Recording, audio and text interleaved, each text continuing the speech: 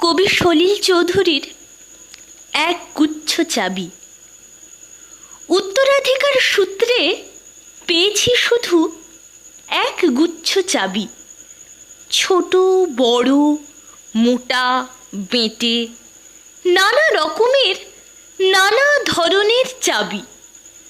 মা বললেন, যত্ন করে তুলে রেখে দে।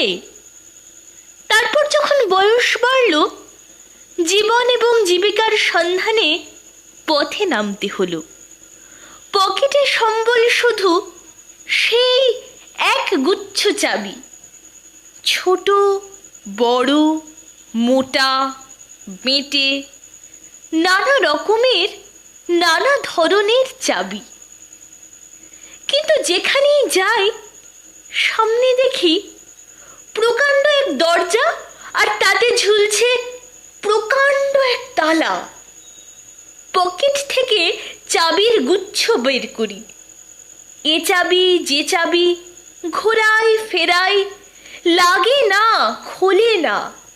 শ্রান্ত হয়ে ঘরে ফিরি। মা দেখেন আর হাসেন, বলেন, ওরে, তোর বাবার হাতেও ওই চাবি দিয়ে ওই দরজাগুলো খোলেনি। শুনেছি নাকি তার বাবার হাতে খুলতো। আসল কথা কি জানিস? এসব চাবি হলো সততার, সত্যের, যুক্তির, নিষ্ঠার। আজকাল আর ওই চাবি দিয়ে এসব দরজাগুলো খোলে না। তবুও তুই ফেলে দিস না। তুইও যখন চলে যাবি, তোর সন্তানদের হাতে দিয়ে যাস এসব চাবির গুচ্ছ।